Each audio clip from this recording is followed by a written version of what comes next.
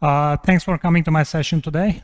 We are going to speak about the Cosmos DB and how you can actually save some money with it. When you say Cosmos DB, usually people say, oh, that's an expensive database, right? So I'm going to try to explain to you how, I guess, you can save and make the application more scalable in this talk. Let me actually start to introduce myself first. My name is Hasan Savran, and I have my own company, Savran Web Consulting. Mostly I am really focusing on the Cosmos DB for consulting. But rather than that, I still have a full-time job. I work for a large insurance company at United States. I'm a Microsoft Data Platform MVP. This is my third year. And I'm from Cleveland, Ohio, United States.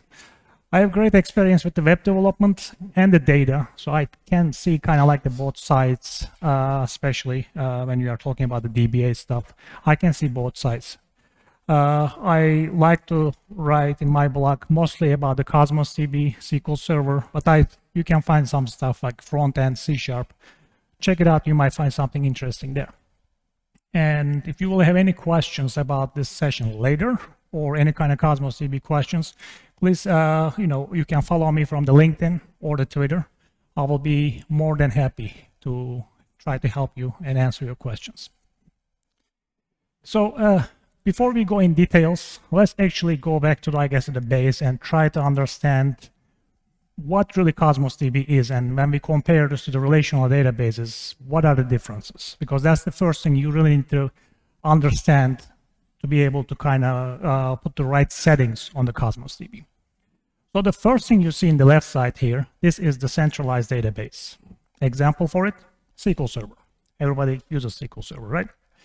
So we have clients. Those clients can be a web application. It can be your SSRS report, something just pulling data from the database server.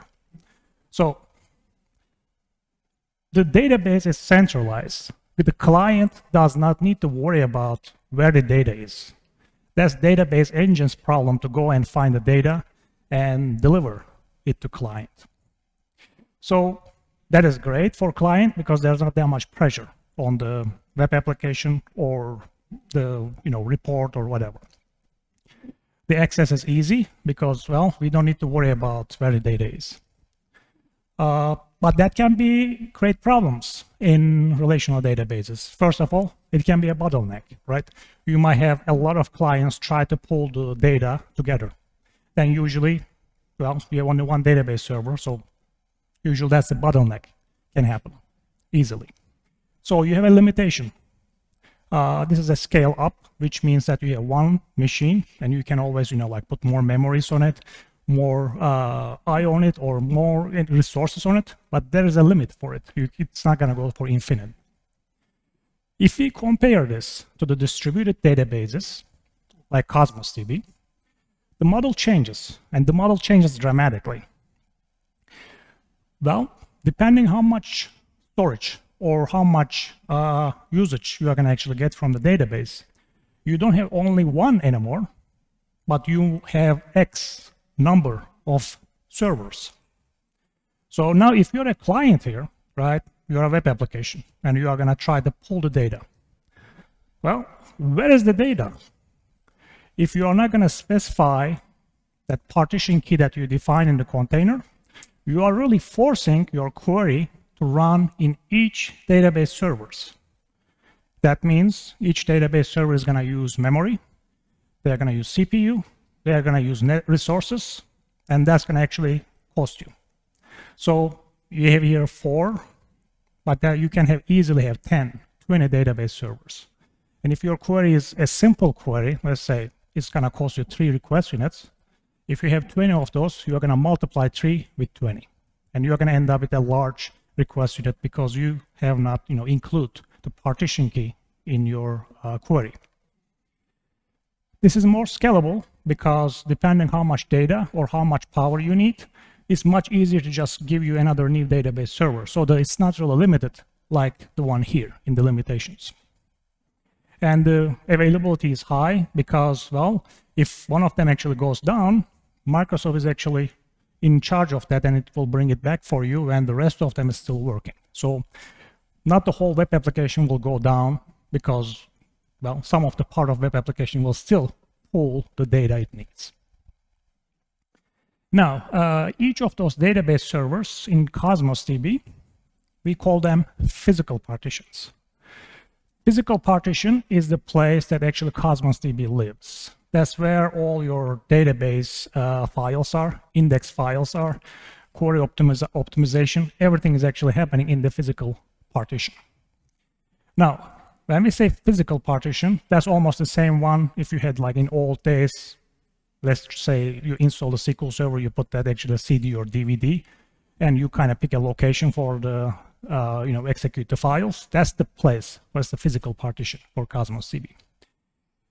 Cosmos DB's physical partition, there's not that much you can do because, well, Microsoft manages that 100%.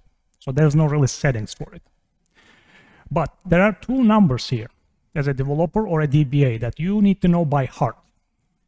Those are, the first one is the limit of the storage. One physical partition can get up to 50 gigabyte storage. And also, it can deliver 10,000 request units. For whatever reason, if you are going to pass any of those numbers, then that means you are triggering a new physical partition. If you actually go back and look at here, you're going to have one more each time you pass those numbers. So that is important. So whenever you are actually creating a new container, ask yourself if you are going to pass this number. If you're going to pass that number, you want to be sure that whatever partition key you are picking should actually work for all of the queries. So that is the first level for the physical partitions. Now, as I said before, when you actually get close to that 10,000 request units, that is the limitation of the physical partition. Cosmos DB does not wait until you hit the 10,000 request unit to give you a new physical partition. So depending what type of threshold you pick, if you pick the manual threshold, as soon as you hit the 6,000, that will actually trigger a new physical partition. So it won't wait until 10,000. If you pick the auto scale, then actually it will give you for each 10,000 request units, one physical partition. So those are the two numbers that you should know if you are changing your specialty threshold for any reason. Because, for example, let's say tomorrow you have a web application and tomorrow you know it's going to be very busy. And if you will pass that 6,000, that means you're actually triggering a new physical partition. So things can get changed dramatically because of that. Now, let's give you an example, right? Let's say we have an application and our current request unit is 9,000 and we have a file storage limit is 79 gigabytes. By knowing those two numbers, we can actually tell how many physical partitions we have. First of all, since this is more than 6,000, I know we have at least two here. And since this is between the 50 and 100 gigabyte, we know there are two physical partitions we have. And also, 9,000, since we have two, request units is getting actually divided by the X number of physical partitions, which makes it 4,500 and 4,500 each of them. So that is the horsepower each of them has. And let's say this one actually has 35 gig and this one has 44 gig. You might say why they are not divided perfectly. Unfortunately, when you pick the partition key, you never pick a, like something which is going to actually get divided perfectly, right? You might have more one big partition key here, a partition which actually size much bigger than this one. So that's why, that's the real reality. Whenever people say that, you know, this is 50 gig, this is 50 gig, that's not the reality, unfortunately. Now, let's say we are going to have more data coming up. Maybe you are going to push like a bulk load of data, or you are going to wait 1 or 2 years, and you are going to actually add 12 gig to this criteria here. Just to be safe, or just to make it easy, I'm going to say 6 here and 6 here. That's really not going to be the reality because of that's going to really depend on the partition key you pick. But just say 6. So actually, this is going to reach the 50. And well, now we are going to have a new physical partition just because of that, because we have more data. So what's going to actually happen here? We are going to have the third physical partition.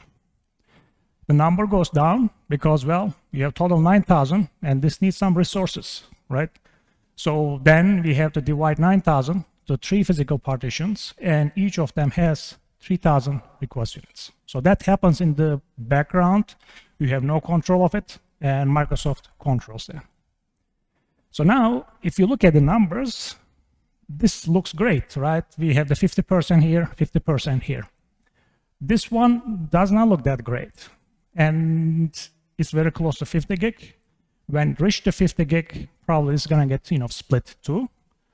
But the problem is, this used to have 4,500 request units. It has most of the data. Now we are giving it less request units, and it has more data. So what's gonna actually happen here is, probably you're gonna see 429 errors here, because it used to have, more resources. Now it has less resources. On top of that, it has more data. So to fix that problem, usually what you do is you go and change your threshold. So right now it's 9,000. You may need to kind of make this again, maybe 4,500. That you are talking like a good amount of numbers, because to make 4,500 each, well, you need 1,500, 3,000, 4,500 more actually request units to make it balance just like that. That's one way to fix it. The other way to fix it is we know two numbers, right? 50 gig and 10,000 request units. So we can try to force this to actually create another physical partition by giving a much large, more request units, more than 4,500. In my case, what I'm gonna do here is I'm gonna make it 20,000. That is gonna trigger a whole new physical partition. Now, each is 5,000. Now, you might say that, okay, this is great, but I don't want to pay for this. That's an easy way to fix. The problem is, if you are going to scale down this number, you are not going to lose a physical partition. Physical partitions will never get merged in the back. So potentially what you can do here is you can go back to 9,000.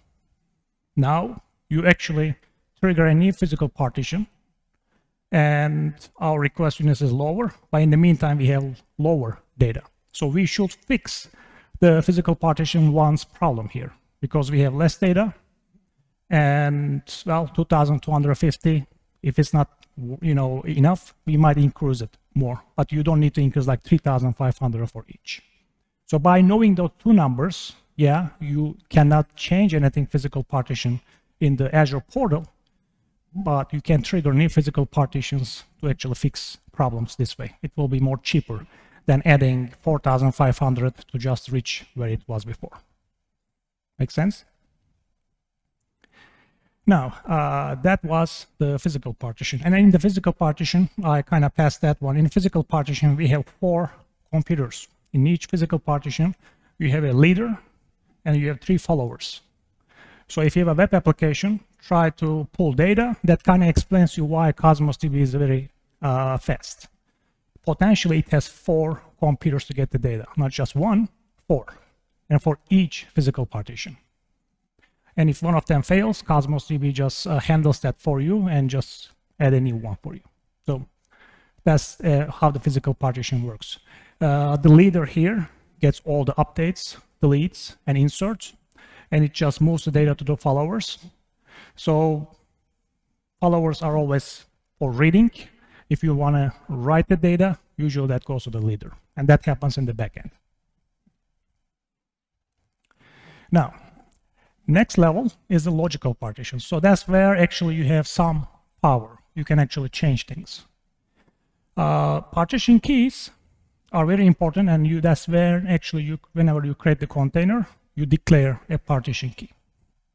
You want something really high cardinality whenever you are creating the partition key. For example, if you are, I'm from the United States, there are states out there. Let's say we are selling stuff.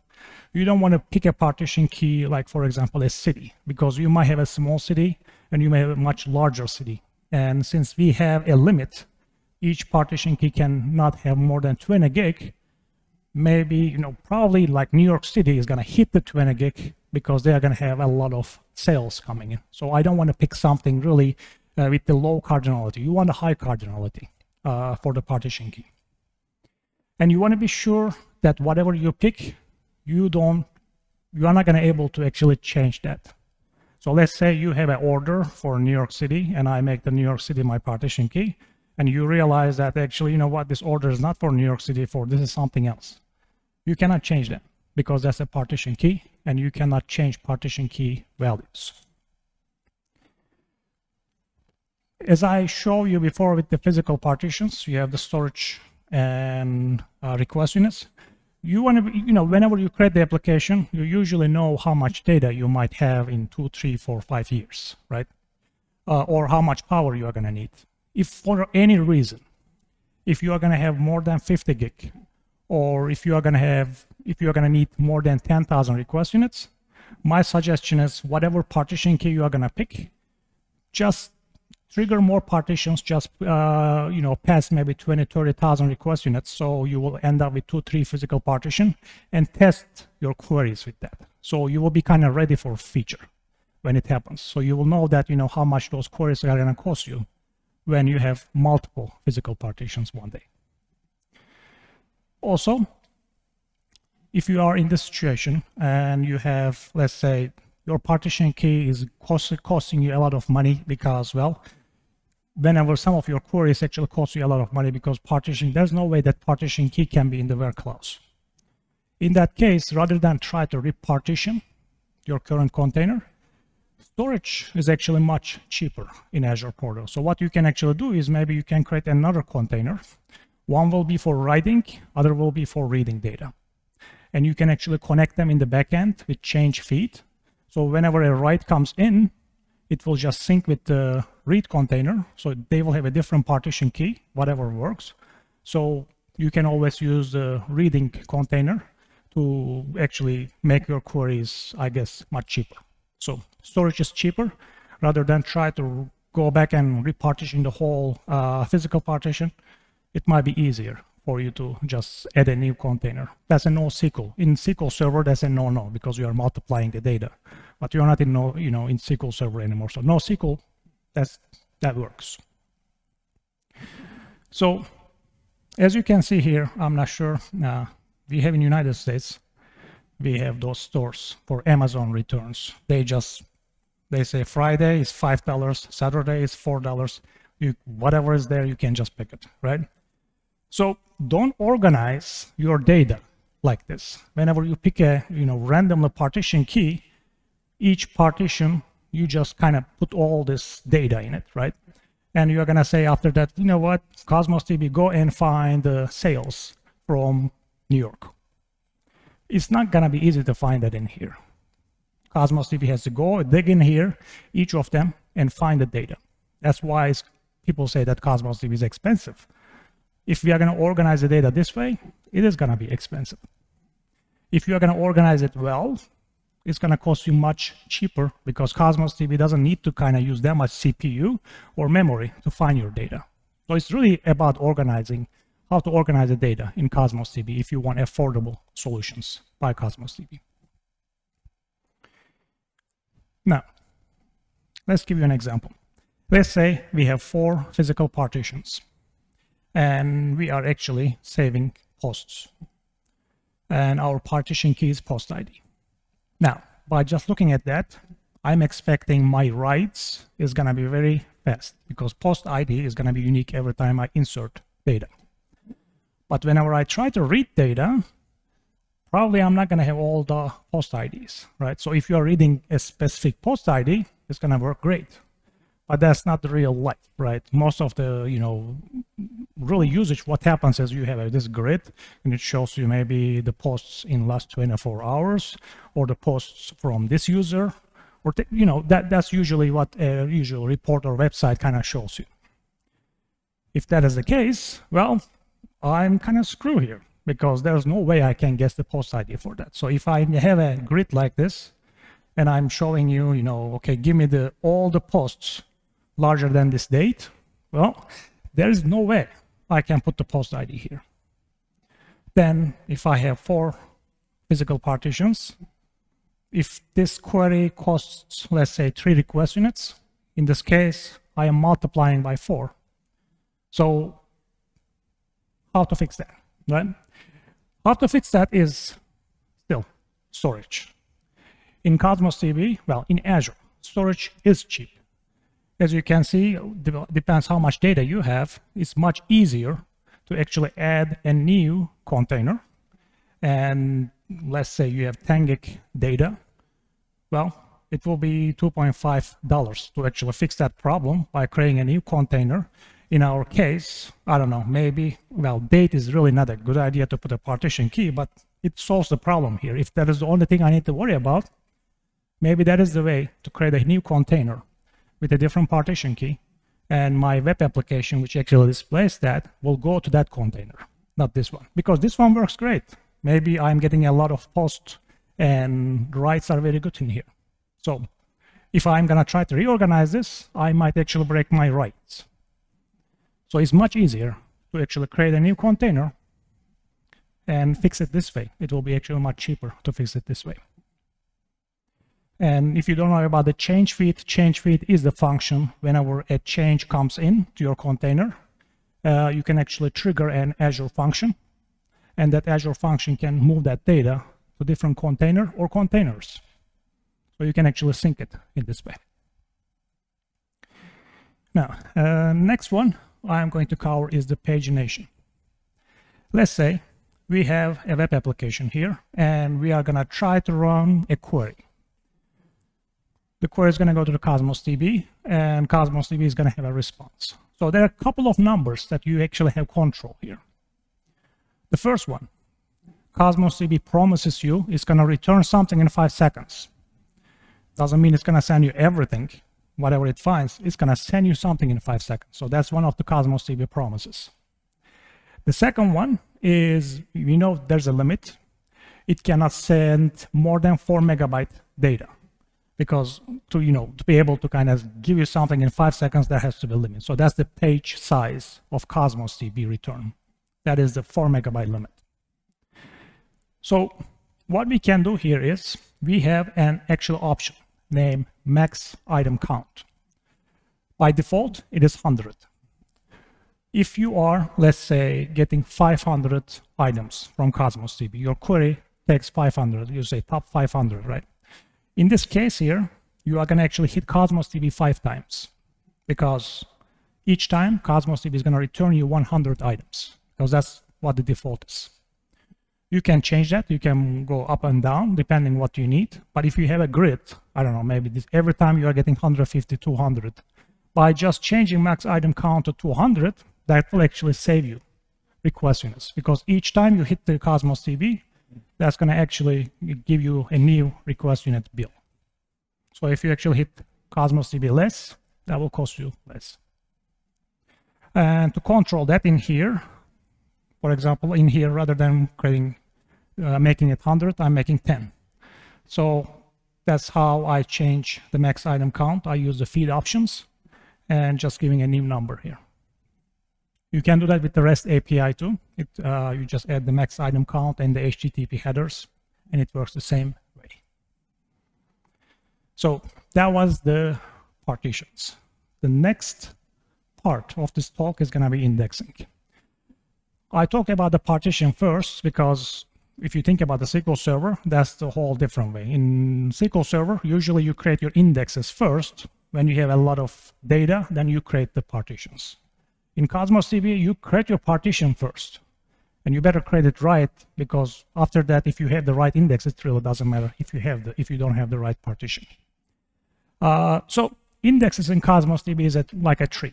You have only one file, index file, and actually let's look at an example. Let's say this is our JSON. This is what we are saving in Cosmos DB, and the index file is going to actually look like just like a tree.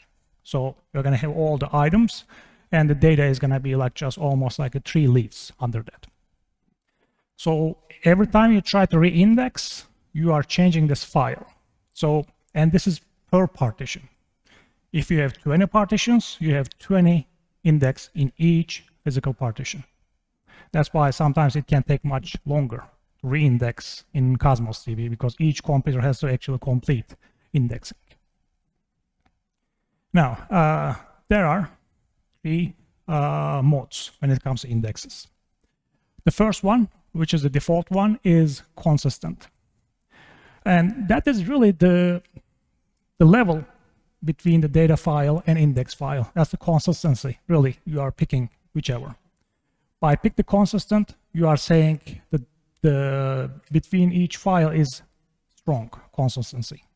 Whenever we have a new data or data changes here, immediately it changes in index file. And also, if it's the consistent, ID and underscore TS will get indexed automatically. We have another mode, lazy, which you won't see that much documentation about it, which there's a good reason. Why you might pick lazy? Because usually it costs less whenever you actually for your writes or updates. But just anything, like anything in the life, because it's cheap doesn't mean that it's good. So what really happened here is when you pick lazy here, you are changing the consistency between data file, index file to eventual, which means you might have more data here and you might not be, match the index file. What's going to happen in that case is when you write your queries, your query might actually use the index file, not the data file. Then, well, it might not return all the data actually it has, because the consistency between those files is lazy and you will just create more problems. So it's really not worth it. Usually people pick that one. The main reason, whenever they do a bulk load, updates or changes, they just pick lazy, so they won't pay, I guess, that much as consistent. But the problem is, the reality is, if this is the first time you are pushing data to Cosmos DB, you don't want any indexes on it. You want nothing in it. You want to just push the data as fast as you can, then you can go back and re-index whatever you like. So my suggestion is, if this is the first time you are pushing data, a bulk load of data, just keep it none.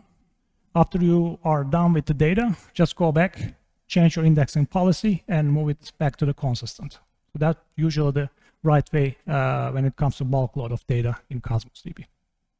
By doing that, when you say none, that means you don't have to change the index file.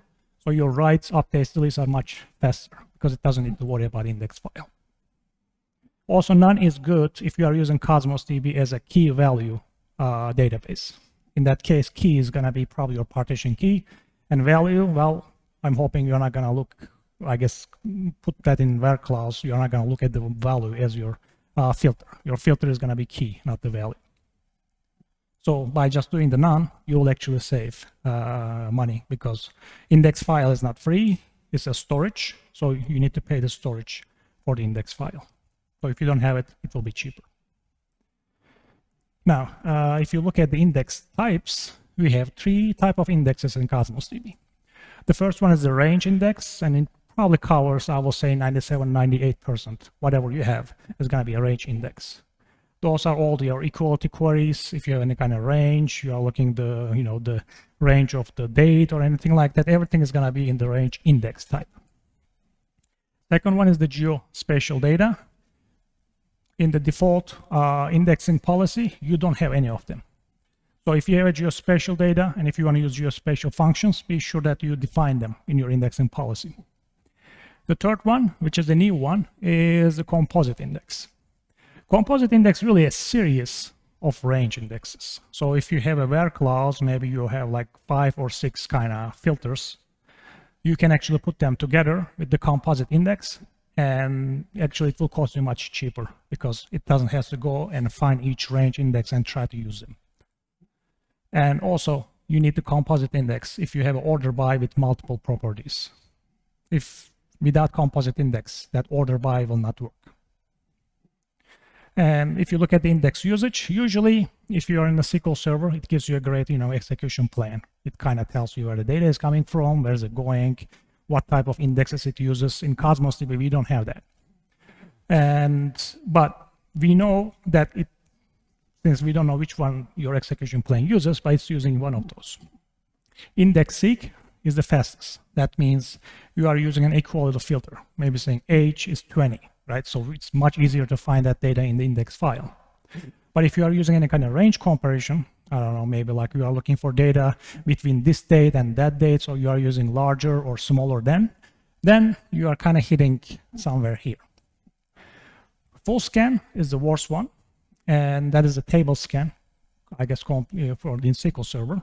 That means you are not using any indexes. If you have 10 gig data, Cosmos DB has to go and read the 10 gig data to actually give you the query back.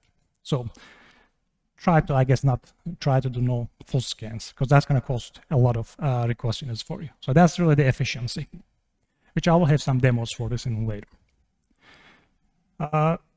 In Cosmos DB, everything is in JSON. And there's not that much data type in JSON, right? We have mostly string, number, bool, that's it. So because most of the data is going to be a string, many people use a lot of string system functions. Like, you want to maybe replace stuff, you want to do ltrim, ends with, contains. Those are the system functions many people use. This actual graph is telling you which function is using which indexed usage.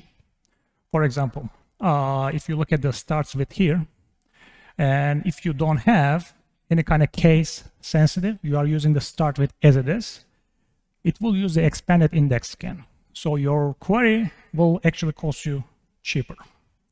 But actually, no, 1 minute, it's a precise index scan. So if you are going to use with the case sensitive, it's going to cost you more. As you can see, it starts with moving to here. We have the string equals here. That's really the same thing with the equals too. But if you are going to use the case sensitive, it's going to actually move back to expanded index scan. So it's going to actually cost you more. And like contains, ends with, and regex match, actually they are in here. And if you are not using like an aggregation or case sensitive on those, you can actually use the indexes for them. But if you are going to be if you're going to put in a case sensitive or aggregation, that's going to move to the full scan. So that's why I guess any kind of system functions is not really a good idea. But in the same time, if you can do the same thing, maybe you are using contains, but it looks like starts with actually will give you a cheaper request unit. If you can use a start with, you know that you are going to actually save request units here or the left.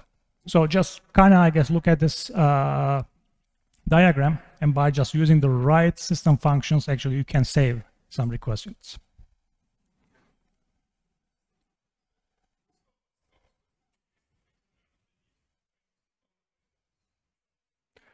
Like titles, what do you mean?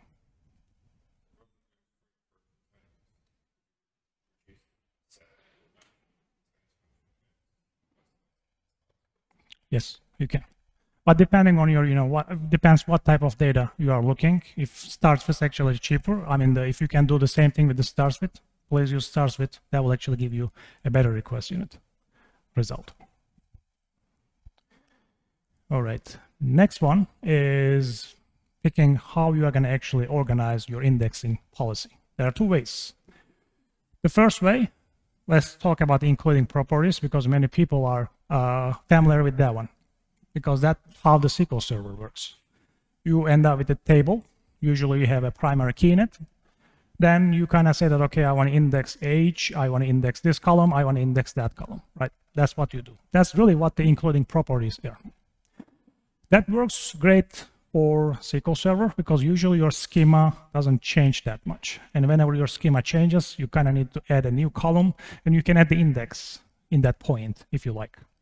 In Cosmos DB, well, it's NoSQL, so your schema potentially can change anytime. So in Cosmos DB, everything is indexed. And let's say you are maybe introducing 2 or 3 more properties to your object. You do that in your C# or whatever you are using. That's going to actually start to go to Cosmos DB immediately. You don't have to change a schema in Cosmos DB. If you are going to have an index file and you are going to use the included properties with all, let's say you just introduce, I don't know, age and name of a customer, those will start to get automatically indexed for you. So Cosmos DB will do that for you. That sounds great, right? But you might be actually adding a totally something useless too. Like maybe you are adding a description, and that's a whole different huge text file or a text kind of characters. And you know that you are never going to put that in your filter. In this case, if you have that, that means you are actually indexing that too. So it works great depending what type of, I guess, properties you are pushing to Cosmos DB. Including properties is really you are saying where you want to spend your data because, well, that's the storage at the end. So if you're going to index everything, potentially your index file can be larger than your data file. So you kind of need to watch which way you want to go. Well, most of my customers actually chooses excluding the properties. This is great for write-heavy applications. For example, if you have IoT and it just sends every 1 second some kind of data, you don't really want to worry about the indexing because that to make the write faster, well, indexing can be a bottleneck out there. So in this case, you can just exclude and only pick whatever you want to index. This one actually controls the index file size. And this is really telling you that where you don't want to spend your money in Cosmos DB, because you are telling that those are the properties I don't want you to index. In other, for example, Stack Overflow, think about the Stack Overflow. The last one you want to probably index is that chunk of text. You might have some clauses, but if you're going to try to do that, your index file is going to go crazy because the storage is going to go crazy. All right, next one is Composite Indexes. This is new. That's the newest, I guess, index we have. And this is great for the complex filters if you have many filters in your where clause. Or this is great for group by, order by, and aggregates. Composite index can actually save you a good amount of request units. Order is important. So let's say you have a where clause. And your where clause says that I want to look at the age, I want to look at the city, and I want to look at the name. To be able to use the composite index, you have to declare composite index in the same order. If it's not in the same order, composite index is not going to get used by Cosmos DB. So the way that you declare is important. You can declare up to 8 properties per composite index in Cosmos DB. Geospatial indexes are not supported. And again, to actually see some difference with the composite indexes, you want to be sure that there is high cardinality. If there's no high cardinality on that items you are looking for, you are not going to see that much change by request units. And also you should have like a lot of data to be able to see some changes in composite index. If you have a small amount of data, composite index might not actually help you that much. All right, next one. Whenever you try to re-index, right, it happens. So you want to change all the indexes in the same time. You don't want to go like in SQL Server, I want to index this column first and that column for next and that column later. You want to make all those indexes together because as I said before, potentially you might have 20, 25 physical partitions. That means you are sending this index transformation to all of them. So all of them has to be completed for this re-indexing to be done. Whenever that's happening, production will still use the current indexes, so this is not going to really break anything in the production. And index transformation is kind of free, not really, because let's say you have a request unit for your application, 1,000 request units per second, right? But your web application uses maybe 800 constantly, and 200 is out there just to be safe. That 200 is going to get used to re-index. So depending how much, I guess, gap you have out there, potentially re-indexing can take for days to complete. Always you can change the request units higher to make the process faster, but don't forget that threshold that we were talking about, 6,000. We don't want to pass that because that's going to actually create a whole new physical partition. As long as you don't pass that limit, you can actually change the request units and make the process faster if you like. Other item we have is the point read and versus to queries. SQL Server doesn't have anything like this, right? Everything has to be query. But in Cosmos DB, you have this option, a cheaper option to pull data from Cosmos DB, which named point read. You can do that only from SDK, nowhere else. So if you compare them, query, the biggest difference between them is there is no query optimization in point read. You are really telling Cosmos DB where data is because you have to pass the partition key and your ID. By giving those two numbers, Cosmos DB knows exactly where that data is. It doesn't need to go and run query optimization. And as I said before, partition key is required, and this will only return one item, one JSON document. It won't return more than that. You can use both, but if you actually design your application, and let's say you have that, for example, grid, maybe shows all the posts, and if you can actually know where the partition key and the ID of each rows, when somebody clicks on it and you try to pull more data, you can do a point read rather than a query, and it will cost you one request unit rather than, well, at least 2.3.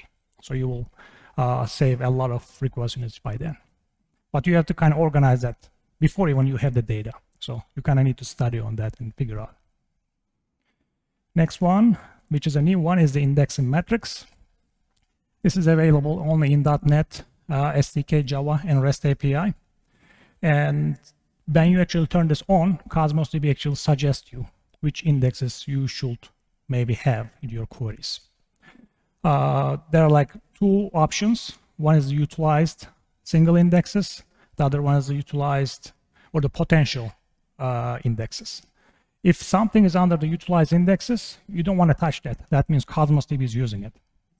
But you can try all the potential indexes. Don't forget that's a suggestion. That doesn't mean that it's going to make this big, change. Just like in SQL Server, sometimes it kind of tells you, oh, can you create this index? It will make it maybe 90% faster or something like that. It's just a suggestion. Just test it before you push into production and be sure that actually it's going to be useful. So how are you going to do that? The first, you need to find an expensive query in production. Usually, diagnostic logs is the first place to check. Or, I have some customers actually, they log the request unit with the query in their kind of database to kind of look at them later. So first you have to find a query. Then you can just turn on the populate index metrics to true. That will actually make every queries come up with the populate index suggestions in the Cosmos DB's response. So just focus on whatever you see on the potential indexes. It's going to actually give you. As I said before, just try it before you push on the production. If it suggests you more than one, try to make those changes in one indexing policy change. Don't try to kind of add them again and again later. And try this in the non-production first.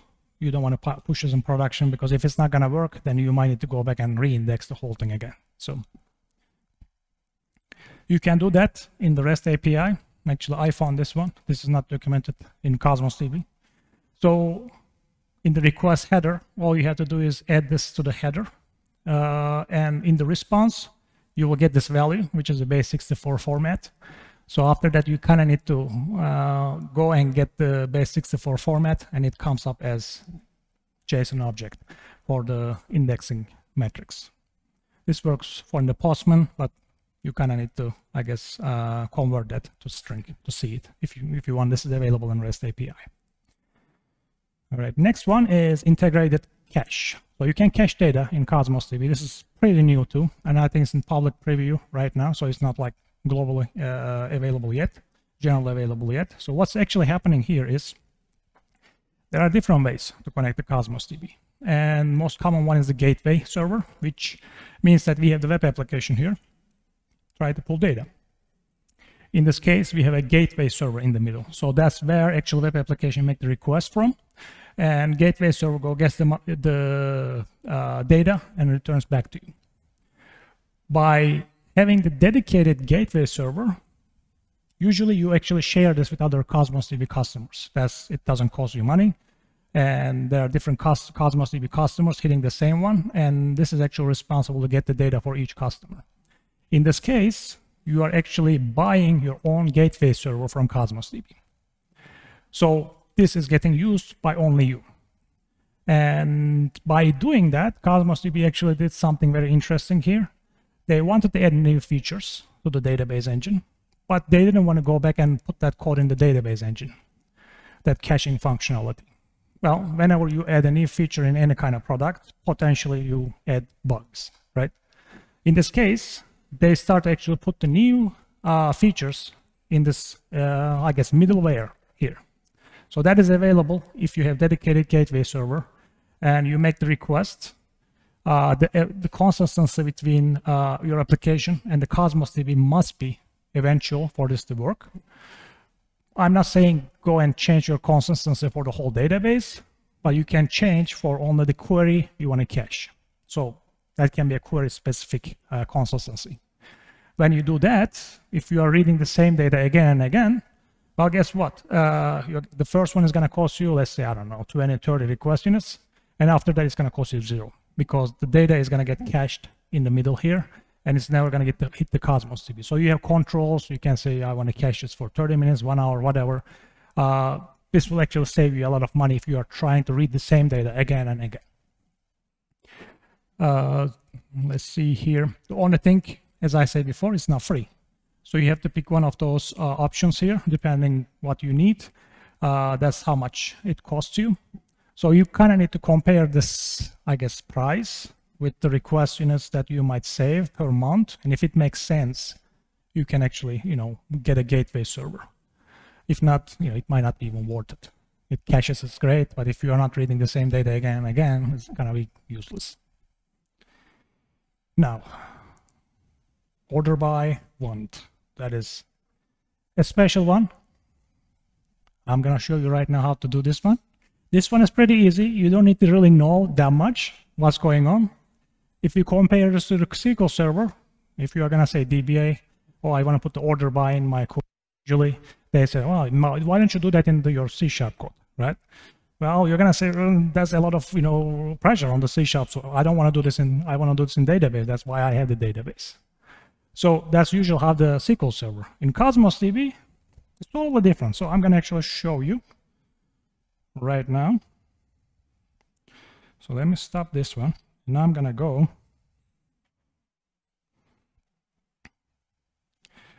Now, this is actually VS Code extension I wrote, and it's only for Cosmos DB. You can download it for free. This is for the community. It's always going to be free. So it's going to ask you your connection string in the beginning. After you give the connection string, it's going to fill up all your databases and all the containers for each of them. So in here, I have picked the Stack Overflow in my database, and this is my container. I talk about the physical partition, so you can actually see how important it is. This one, when you actually click here, it's going to give you physical partition of this container. I have only one. So really, I don't need to worry about that much about my partition key because I'm always going to hit to this physical partition. But if I change this one, let's say I actually have much more data, right? And if I click here, this one actually has 5 physical partitions. So if I don't have the partition key in my query, I'm going to hit to 5 physical partitions. So that button is kind of, I guess, useful. So let me actually go back here. And I guess that's another tip. If you want to clear the screen, select top 0. It costs you actually nothing.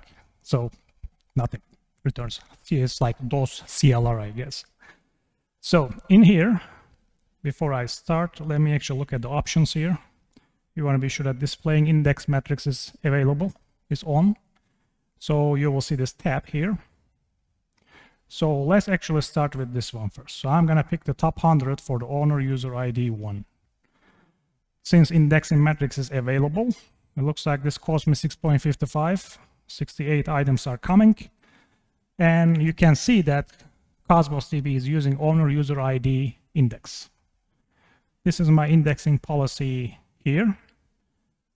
As you can see, everything is indexed. So really, I don't need to worry about it because everything is indexed here.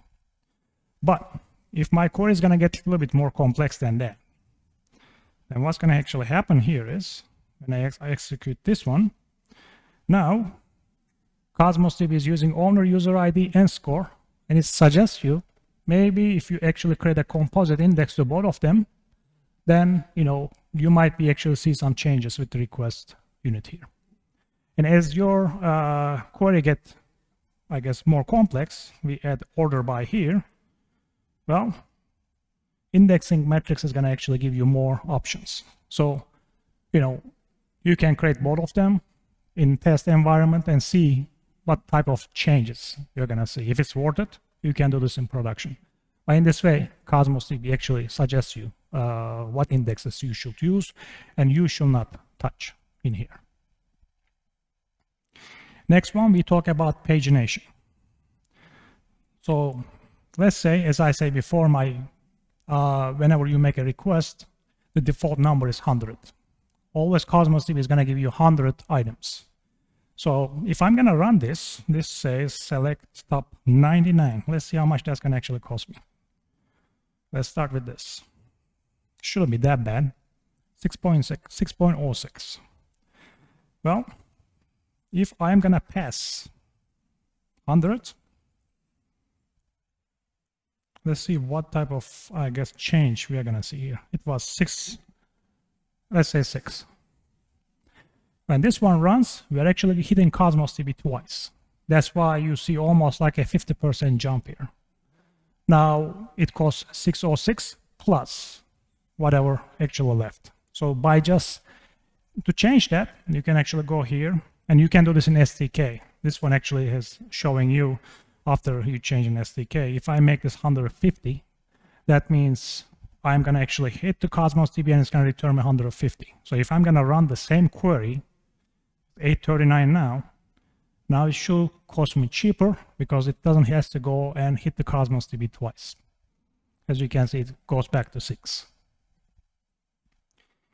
Now, I think it's time to actually show my order by 1. Now, look at this function here. I am picking top 100, and I am setting the contains function, and I'm looking if SQL is in title. And this is a pretty large, this is close to, I think, 30 or 40 gig data. So it's going to cost a good amount of request units. When I run this, it costs me 161. So that's pretty high. And in this case, there's not that much really I can do here. I'm just looking for title. It's using the title as an index anyway. There's no composite index to make this better.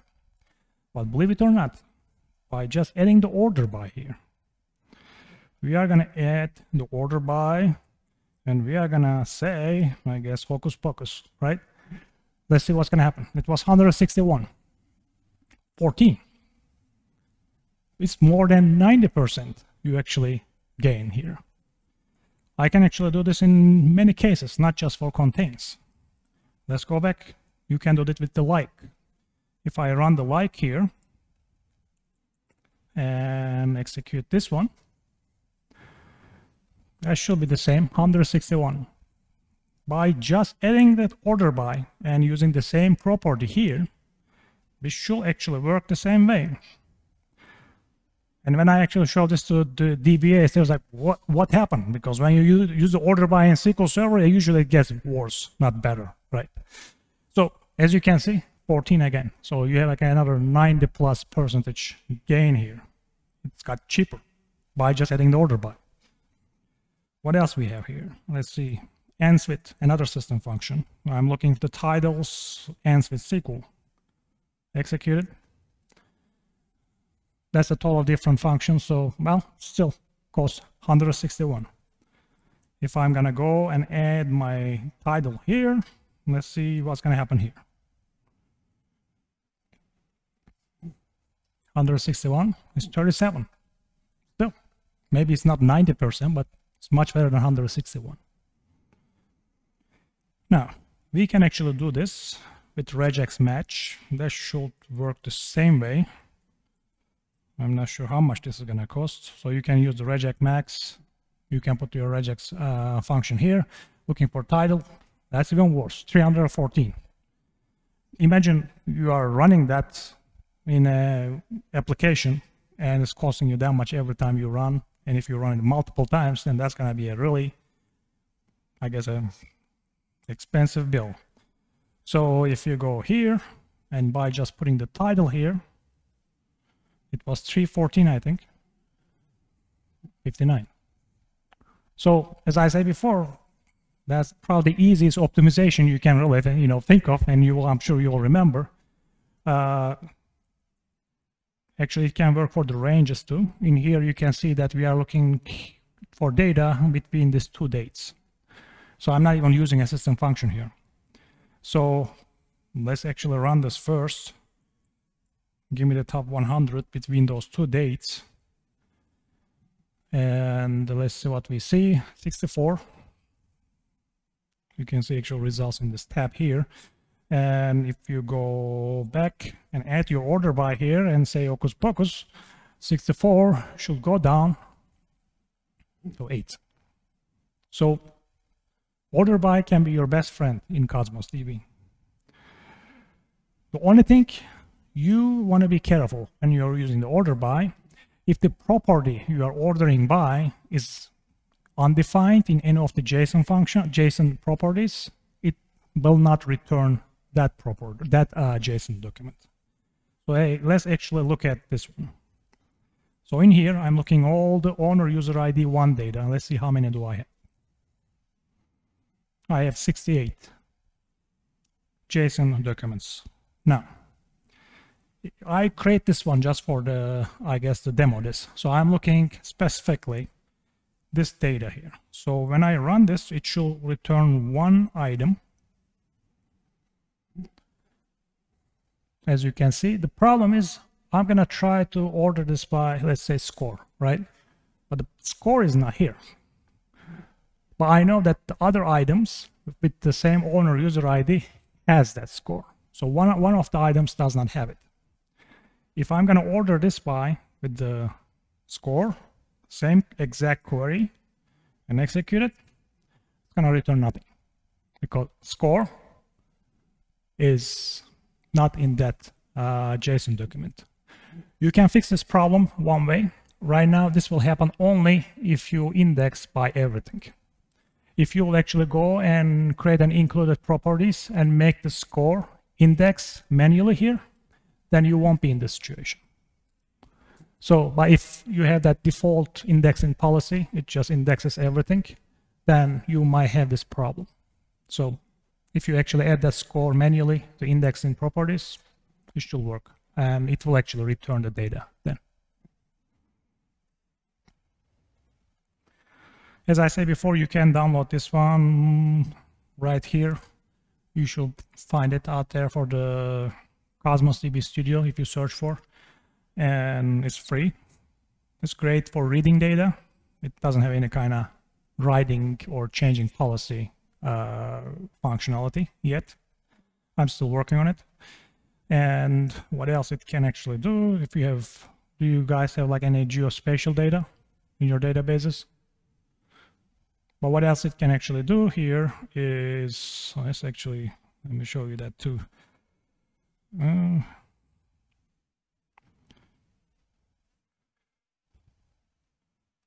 need to find the Cosmos. Well, what actually it can do here is it has a map.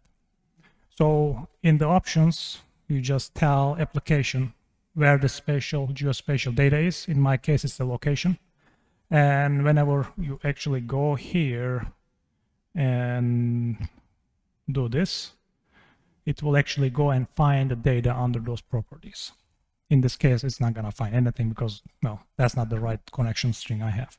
But that's how it actually works in the backend. And it will actually show you the geospatial data query on top too. So if you have the geospatial data, it can be useful. All right. Well, let's go back here. And, well, that's all I have for you today. I hope everybody learned something new today.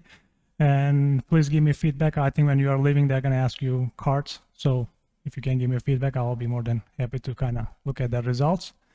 And if you have any questions, I can answer now, or if you will have questions come up later, please, follow me from the LinkedIn or Twitter. I will be more than happy to answer them. Thank you.